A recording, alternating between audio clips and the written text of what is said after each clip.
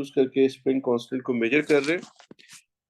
The spring constant के of A spring is measure of the stiffness of the spring, कि कितना stiff है, कितना मुश्किल है स्प्रिंग को स्ट्रेच करना, इस चीज को आप स्प्रिंग कांस्टेंट से जो है मेजरमेंट करते हैं इससे।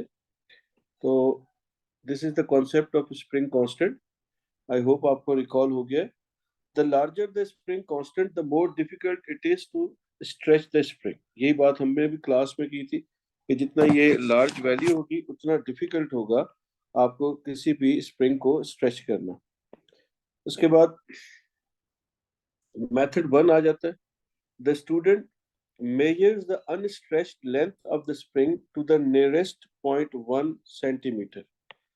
अच्छा, अब जब ये nearest 0.1 सेंटीमीटर की बात कर रहा है, तो जब भी आप बेटा नियरेस्ट मिलीमीटर नियरेस्ट सेंटीमीटर की बात करें, तो अगर आप सेंटीमीटर में आंसर देंगे तो this should be in 1 decimal place. यानी अगर फर्ज करते हैं आपने लेंथ मेजर की दैट इज 5 सेंटीमीटर, तो you should write it like 5.0 centimetre.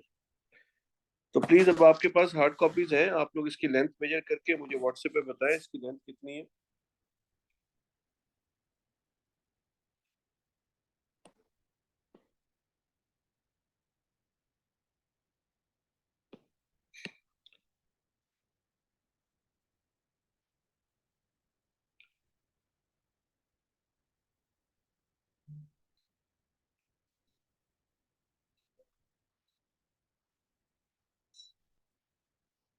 तो बेटा ये मेरे पास जो लेंथ आ रही है इसकी दैट इज 5.5 सेंटीमीटर।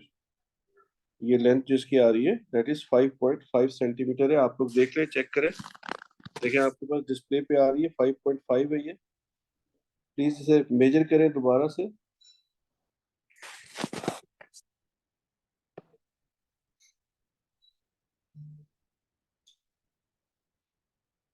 अच्छा, ये बेटा हो सकता है प्रिंटर पे जब आपने प्रिंट किया हो उसमें ये श्रिंक हो गया हो सकता है। अब आप, आई डोंट नो, अगर हार्ड कॉपी है आपके पास तो 5.5 आना चाहिए था।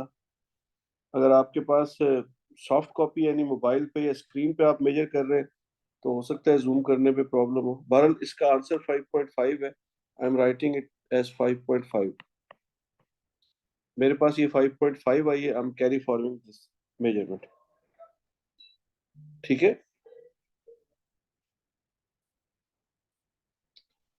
तो हमारे पास जो है,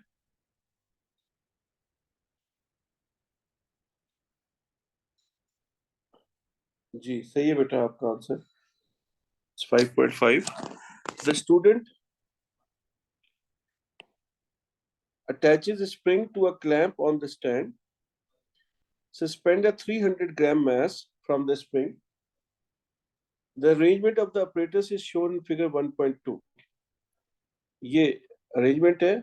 इसने क्लैंप के साथ स्प्रिंग को अटैच किया है और अटैच करके बेटा इसने जो है ये मैस जो है 300 ग्राम का अटैच किया। The student measures the new length L1। This is the new length L1। ये जो इसने लेंथ मेजर की होगी that would be the new length L1। ठीक है, as 17.6 centimetre. Calculate the extension of E of the spring produced by the mass। अब आपके पास you have already measured that L naught in first part, that was 5.5 centimetre. तो अब आपने यहाँ पर 17.6 minus 5.5 करके मुझे आंसर बताना है।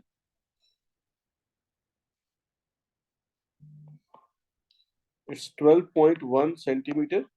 So the extension is 12.1 centimetre.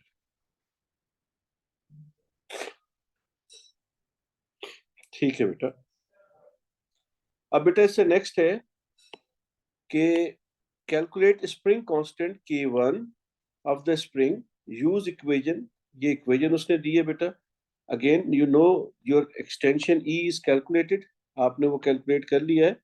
तो उसको प्लेस करें 300 डिवाइडेड बाय 12.1। ठीक है, ये आपके पास, इसको डिवाइड करके मुझे आंसर बताएं कितना आंसर आ रहा है।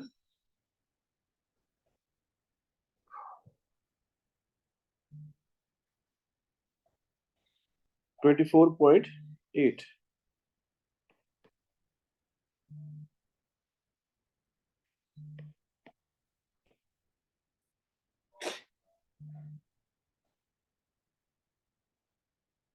जी सही है, 24.8।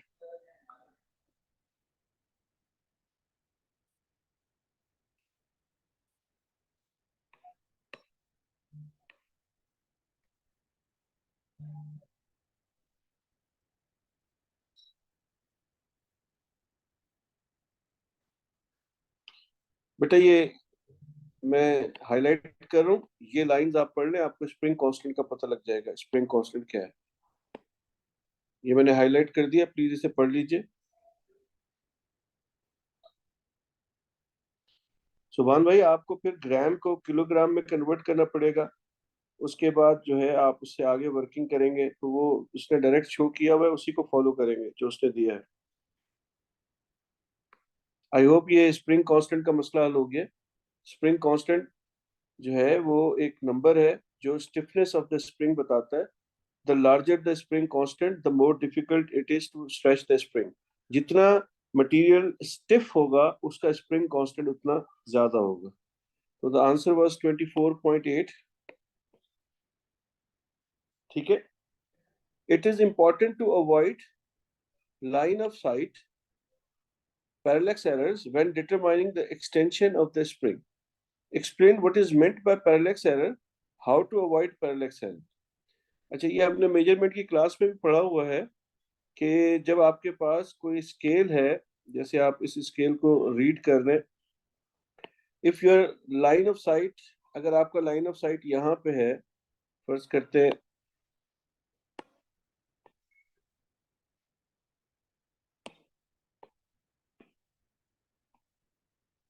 ये कोई बॉक्स है, इसकी आप मेजरमेंट कर रहे हैं, तो अगर आप इसको मेजर कर रहे हैं और आपका लाइन ऑफ साइट यहाँ पे है, तो आप इस तरह से इसको रीड करेंगे, और अगर आप यहाँ से देख रहे हैं तो आपको ये रीडिंग नजर आएगी।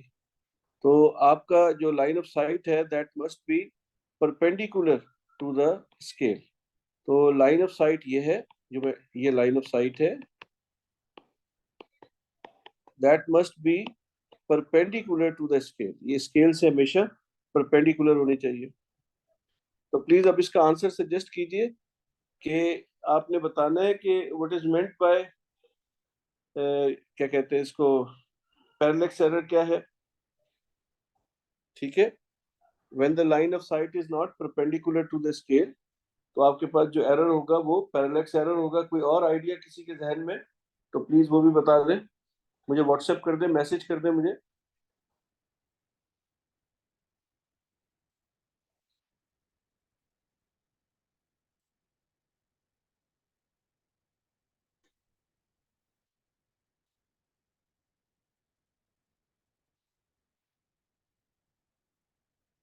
चलिए मैं लिख देता हूँ, बच्चों ने आंसर भी भेजा है।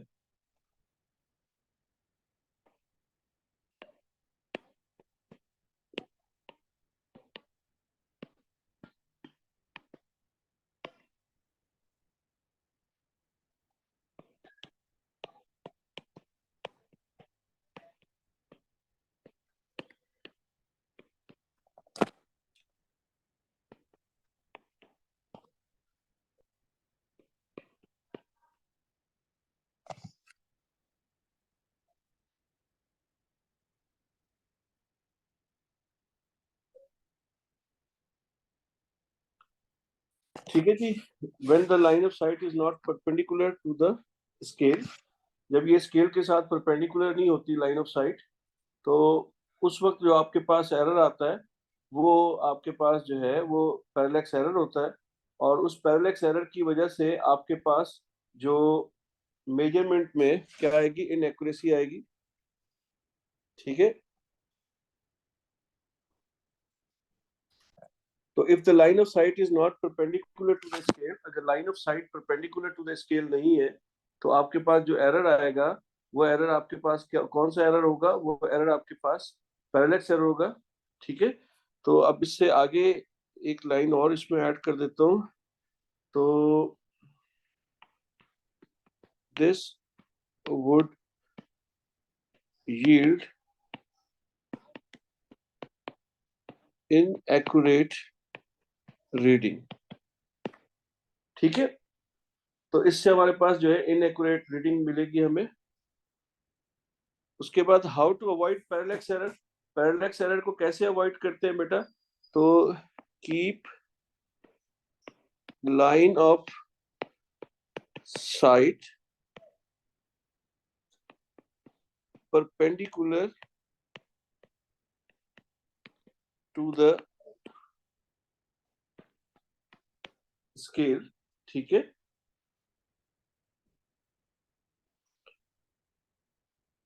ठीक है बेटा, keep line of sight perpendicular to the scale. इस तरह से आप इसको जो है अवॉइड करते हैं। इसमें बेटा लाइन ऑफ साइट कीवर्ड है। अगर instead of writing this line of site, अगर कोई स्टूडेंट इसको आई लिख देता है तो मेरे ख्याल से उसको स्कोर नहीं देना चाहिए। यहाँ पे वर्ड अगर कोई लिख देता है eye, if the eye is not perpendicular to the scale, मेरा ख्याल है वेग आंसर में चला जाएगा। आई के बजाय यहाँ पे लाइन ऑफ साइट होना चाहिए। ठीक है, इसमें कोई प्रॉब्लम किसी को भाई, कोई अभी तक का? सेकंड मेथड पे आ जाए। The student pulls 300 gram mass down by a small distance and release it so that the mass oscillate up and down, measures the time t1 taken for 20 oscillations। तो उसने 20 oscillations का time major किया t1। The reading on the stopwatch is shown in figure 1.3। ये इसने reading दी है। अगर आप इसको रीड करें तो इसको कैसे लिखा जाता है, इसको मैंने शायद पहले भी डिस्कस किया हुआ है। जब मैं शुरू में मेजरमेंट्स पढ़ा रहा था तो 13.58 सेकंड्स इसको यूं सोचा जाएगा। ठीक है, और इसको अमूमन हम लोग 1 डेसिमल प्लेस पे लिख देते हैं। 13.6 लिखूंगा मैं, लेकिन बहरहाल इसको अगर रीड करने का क्वेश्चन होता है कि रीड इट, और इसमें मुझे कहीं नजर नहीं आ रहा, तो हम 13.58 लिखते हैं। बहरहाल आगे देखते हैं। Record this time t1 in table 1.1 to 1 decimal place. Yes, उसने खुद बता दिया, आप इसको 1 डेसिमल प्लेस पे रिकॉर्ड करें। तो दिस वुड बी 13.6 सेकेंड्स। तो t1 टाइम यहाँ पे आपने लिखा 13.6। अब बेटा इससे आगे की कैलकुलेशन आप लोग करेंगे। ये क्या लिखा हुआ है? Mean time for 20 oscillations. तो मीन टाइम फॉर 20 ऑसिलेशंस कैसे निकलेगा बेटा? आपने दोनों टाइम्स यानी t1 plus t2 divided by 2, ये आपके पास आ जाएगा मीन टाइम। ये करें और मुझे आंसर बताएं 1 डेसिमल प्लेस पे, या भले 2 पे बता दें, कोई इशू नहीं है। This is 13.7। आंसर बता रहे हैं बच्चे 13.7।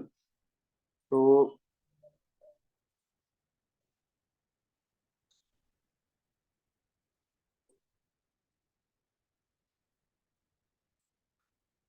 ठीक है, आगे नेक्स्ट चलते जाए ना बेटा। पीरियड कैसे फाइंड करते थे? ये जो आपका एवरेज टाइम है, पीरियड का मतलब था टाइम फॉर वन ऑसिलेशन। तो इस पीरियड को कैसे फाइंड करेंगे बेटा? Capital T is equals to average time जो आपने कैलकुलेट किया divided by number of oscillation. यहाँ पर ये 20 जो है ये नंबर ऑफ ऑसिलेशंस है।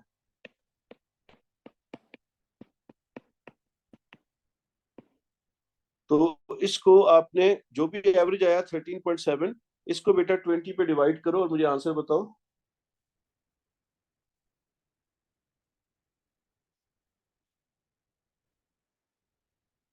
0.685। ठीक है बेटा, 0.685। ठीक है, अब जो ये आपका आंसर आया इसको स्क्वायर करके मुझे बताएं।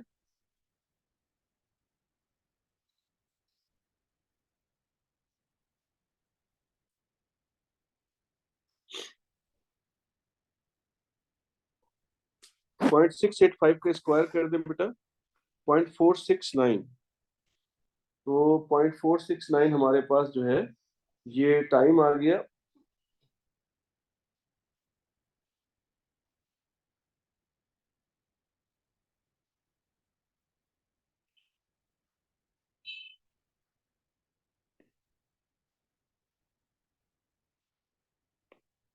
तो दिस इज 0.47। ठीक है, ये हमारे पास टाइम आ गया 0.47।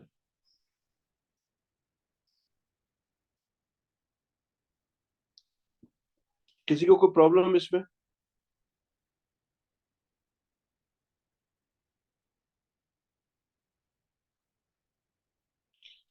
The student measures the time for 20 oscillation. बेटा ये जो टाइम टी आया ना, इसका स्क्वायर किया हमने, यानी इस वैल्यू का स्क्वायर करके यहाँ पे लिखा है।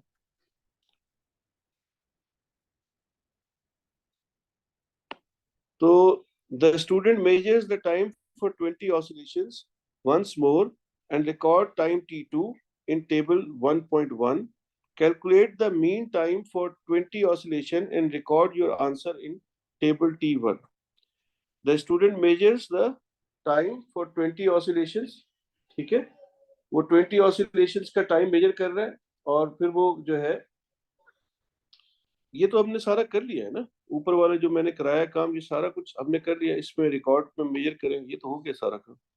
The mean period of oscillation, time taken for one oscillation, ये भी कर लिया, टी स्क्वायर, यानी वी हैव कंप्लीटेड दिस, ये सारा पार्ट हमने सॉल्व कर लिया जो उसने कहा है, ठीक है, हमने ये टेबल कंप्लीट कर लिया है, आगे चल रहे हैं। Use value of T square from the table 1.1 to calculate spring constant K2 of the spring. Use equation 11.8 upon t square. तो बेटा हमारा t कितना आया था? 0.47 square, 0.47. So this would be 11.8.47 square. Please answer बताइए। 25.1, ठीक है, 25.1।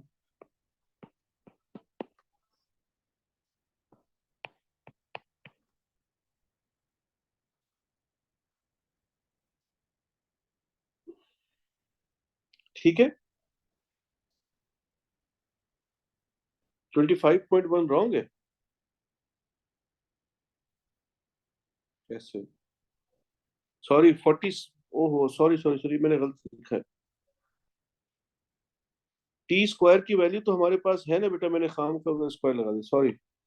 टी स्क्वायर की वैल्यू 0.47 है, we already have that value, तो we will place 0.47 over here, not 0.47 square,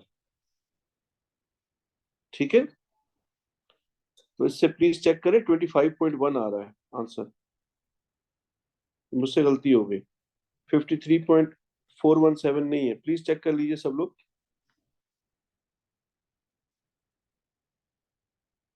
ठीक है बेटा जी। अब बेटा नेक्स्ट क्वेश्चन है, explain why the value for the mean time t obtained by measuring 20 oscillations twice is more accurate than the value obtained by measuring one oscillation twice. अच्छा, ये जो जब टाइम की मेजरमेंट होती है, whenever you measure time, जब भी हम टाइम की मेजरमेंट करेंगे, तो उस टाइम की मेजरमेंट में हमारे पास एक एरर आता है, that is human reaction error.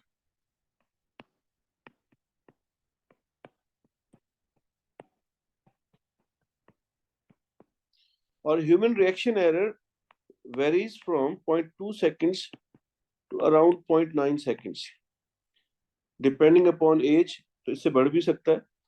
तो 0.2 सेकेंड से 0.9 सेकेंड्स के दरमियान में ये रेंज करता है ऑन एवरेज एक यंग के लिए। अच्छा, अब बेटा इसमें अब जरा इसको सोचें, तो हमारे पास अगर अगर मैं इसको इस तरह से डिजाइन करूं, फर्ज करते हैं ये हमारे पास एक पेंडुलम है, ये ऑसिलेट कर रहा है, this position is A, this is O and this is B.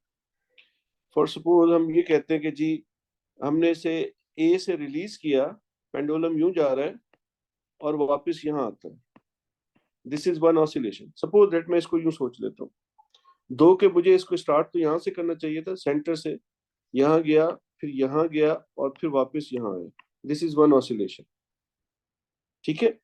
तो कहीं से भी आप कंसीडर कर लें फिलहाल तो, फर्ज करते हैं हम ए से ही कंसीडर कर लेते हैं, तो ये ए से ओ पे गया, ओ से बी, देन ओ, देन ए, ये यहां गया और फिर वापस यहां पे आया। This is one oscillation. अब बड़ी गौर से सुनिएगा मेरी बात। अगर मैं, जब ये ए पर से इसको, ये ए पर है, यहां से अपनी जर्नी स्टार्ट कर रहा है, मैं यहां पर स्टॉप वॉच को ऑन कर रहा हूं, तो जब मैं इसे ऑन करूंगा उस वक्त ऑन करते हुए भी मेरा ह्यूमन रिएक्शन एरर ऐड होगा। ठीक है, हो सकता है मैं जल्दी कर जाऊं, हो सकता है मैं देर से कर जाऊं स्टॉप वॉच को ऑन, और उसके बाद ये पेंडुलम यहाँ गया और वापस यहाँ आया। तो जब ये वापस यहाँ आया तो उस वक्त इसको स्टॉप करते हुए भी मेरा ह्यूमन रिएक्शन एरर होगा। यानी एक ऑसिलेशन को मेजर करते हुए मैंने 2 दफा अपना एरर इसमें ऐड किया है। उस मेजरमेंट में जो एक ऑसिलेशन का मेजरमेंट है, टाइम फॉर वन ऑसिलेशन जो मैंने कैलकुलेट किया, उसमें मेरा ह्यूमन रिएक्शन एरर ऐड हो रहा है। ये बात सबको क्लियर होगी है कैसे मैं ह्यूमन रिएक्शन एरर को ऐड कर रहा हूं? ठीक है, कोई प्रॉब्लम तो नहीं है? जब यहां से स्टॉप वॉच को मैं ऑन करूंगा उस वक्त भी मेरा रिएक्शन एरर होगा, और जब मैं ऑफ करूंगा तब भी रिएक्शन एरर होगा।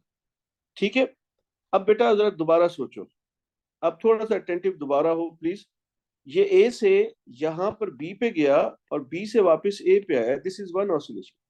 अगर इसी तरह से ये अपनी 20 ऑसिलेशंस कंप्लीट करेगा, तो 20 ऑसिलेशन का जो भी टाइम होगा दैट इज टी, तो उस टी को मैं रिकॉर्ड कर लूंगा। For suppose that time is 20.5 seconds.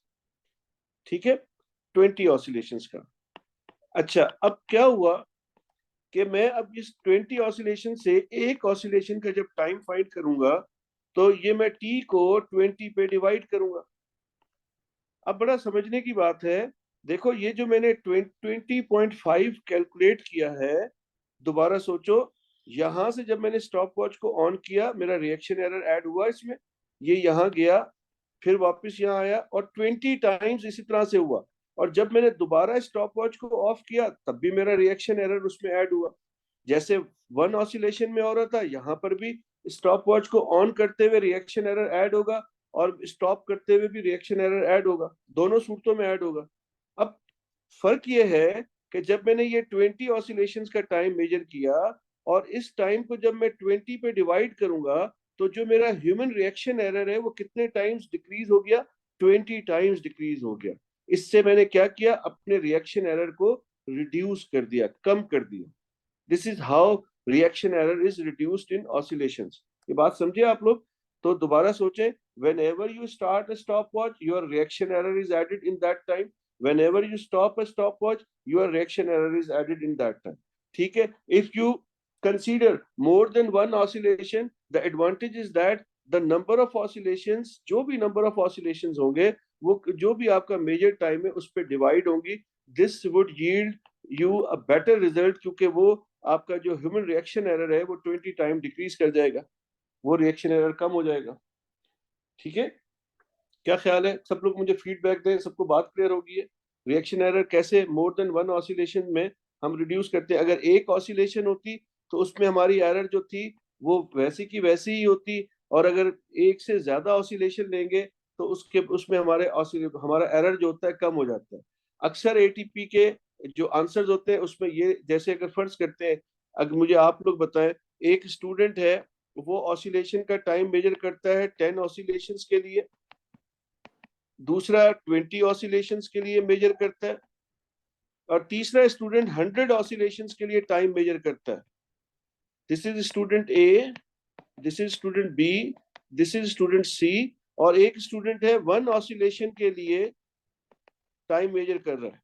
तो इन चारों में से सबसे कम एरर जो होगी टाइम पीरियड के अंदर, कैपिटल टी के अंदर, किस स्टूडेंट के रिजल्ट से मिलेगी? ए से, बी से, सी से या डी से? प्लीज बताइए। यस, बिल्कुल सही है। That means the large the number of oscillation the better the result would be, उतना अच्छा हमारा रिजल्ट आएगा। सी ऑप्शन सही है बेटा। जितना ज्यादा हम ऑसिलेशन लेंगे, इसलिए बेटा अक्सर हम सजेशंस में यही लिख रहे होते हैं ना, take large number of oscillations. Reason यही होता है कि जितना बड़ा नंबर होगा उतना रिएक्शन एरर कम होता जाएगा। ठीक है, ये बात क्लियर होगी सब लोगों को? तो अब हम इसको आंसर कर सकते हैं। हम इसमें लिख सकते हैं कि हम टाइम फॉर 20 ऑसिलेशन, ठीक है, वुड रिड्यूस